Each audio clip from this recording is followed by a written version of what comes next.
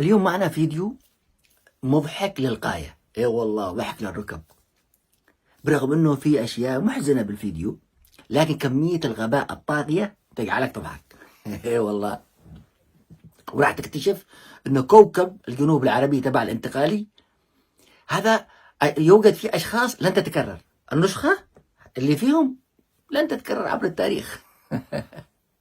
وراح تكتشف ايضا، راح تكتشف انك في نعمة.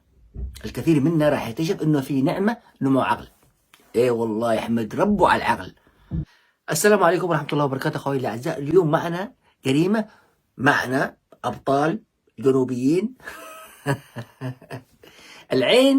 العين تبعهم معمل جنائي متحرك ومتطور، مربوط بالاقمار الصناعية ومربوط بالسحرة والعوابل. مش العوابل قبيلة، لا عوبلي، تعرف انت الساحر وكذا. يشوف القثة من هنا، يشوف الضحية من هنا، على طول يعرف لك الضحية ذي بإيش قتلت. مسدس، بآلي، بساطور، بطعن، مات نفسه. طبعا مش ضروري تكون جثة. الجثة هذه عندما الناس يعرفوها الخبراء في أمريكا، في أوروبا، بالدول المتطورة، يعني تجيب لهم الجثة وتجيب لهم الطعنة ولا المكان الخشق ده، يعرف لك الموضوع ده، يعني العمق كم، بمسدس، بآلي، بسكين، بمسمار. أما أصحابنا لا حبيبي، بدون جثة. جيب لهم أي حاجة، جيب لهم دماغ بس، جمجمة أو العصعوص بس، تكون الجثة محللة، قليل عظام موجودة، مش مشكلة.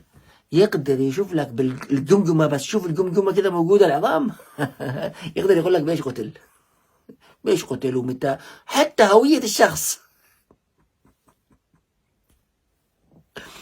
على العموم ما أطولش عليكم، شوف المقطع ده وبعدين نتكلم. شوف ثلاث قذف. صادق والميسري هؤلاء. ثلاث قذف. هذول الاثنين صادق والميسري. صادق والميسري. هذا صادق والميسري. الله يرحمه. كله ضرب نفاث كله. وهذا القذف الثالثة.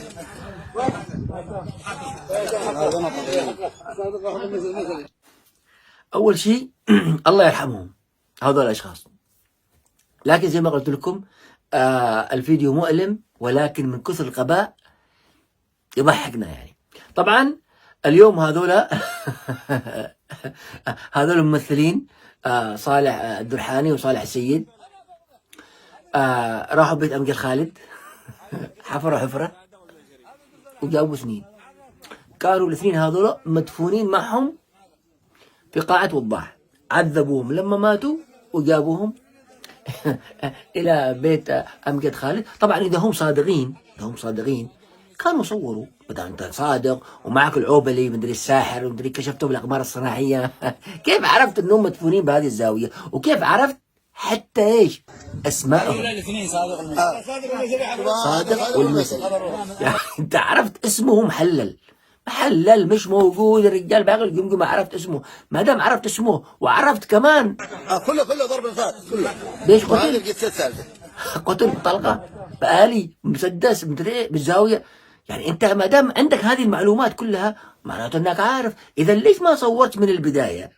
عشان المصداقية. تصور نشوف الارض محفورة مش محفورة، مش تجيب لي 2 جثث وتجيب لي كوم تراب وتجي تقول لي هذولا في بيت أمجد خالد.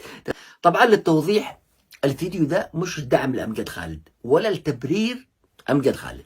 أنا أمجد خالد ما أعرفه، وأمجد خالد ممكن يكون متورط بهذه الجريمة أو غيرها.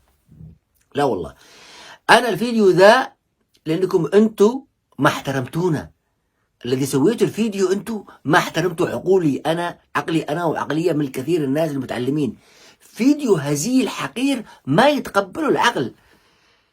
يعني انتوا مفروض تجيبوا فيديو يعني ارقى من كده، منطقي اكثر من كده. انا استفزيت، انا لما شفت الفيديو وشفت انه تضحكوا علي انا وغيري، تمام، انا استفزيت سويت هذا الفيديو، لانه الفيديو حقير جدا ما يتقبله العقل. والمصيبة والشيء المستفز انه 2 مجرمين، مصلح الدرحاني المجرم وصالح السيد المجرم، القتال القتلاء كلهم الاثنين يكتشفوا جريمة. مجرمين يكتشفوا جريمة. هذا استفزاز آخر. الشيء الثاني الغير مقنع انه بيت امجد خالد تم مداهمته 6 أو 7 مرات. مرة آثار، مرة أسلحة، مرة متفجرات زي كذا مثلا قبل عدة أشهر.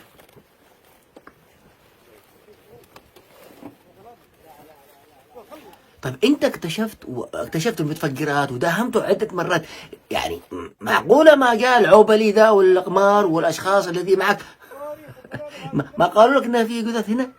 طيب يا أخي أنت أمس لما اكتشفت الجثث هذه، كيف بعد الجثث هذه تسرق بيت الرجال؟ آثاث وثلاجات ومش عارف ايش تسرقوا.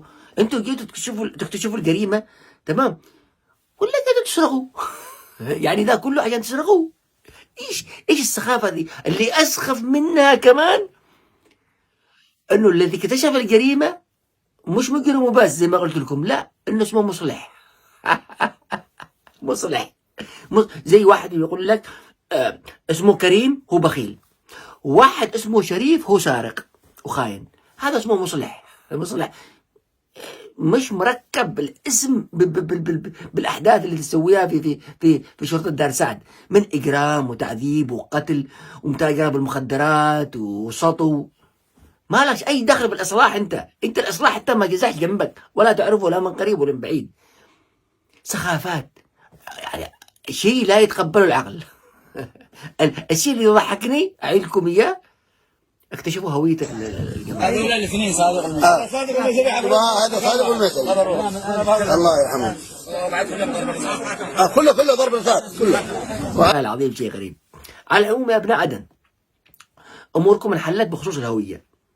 الاشخاص الذي يعني يمشوا بالطرقات ما عندهمش هوية، نساها في البيت، وتمشي لهم النقطة يقول لك بطاقتك والد، صح ولا لا؟ تقول له انا ساكن بالمنصورة، يقول لك لا انت دحباشي، انت كذا، من كلمة تتمشكل، يوديك قاعة وضاح، صح ولا لا؟ يوديك قاعة وضاح، امورك طيبة، امورك ماشية. تروح قاعة وضاح هناك تتعذب، تموت، تندفن، تتحلل، يشلوك بصندوق، يودوك بيت امجد خالد، تندفن، تكسر لك اسبوع، بعدين تطلع، بعدين يجيبوا لك الهوية حقك. ما شاء الله، ما يعرفوش هويتك وانت حي، يعرفوا هويتك وانت ميت، زي صادق والميسري ما شاء الله عرفوا هويتهم على طول، برغم انه لا معهم على قليل عظام بس يعني، والجمجمة قليل عظام والجمجمة، حتى ملابسهم تحللت، بس ما شاء الله عرفوا هويتهم على طول. اذا انت ايها المواطن العدني هويتك راح تكون معروفة لديهم بعد ما تتحلل. السلام عليكم.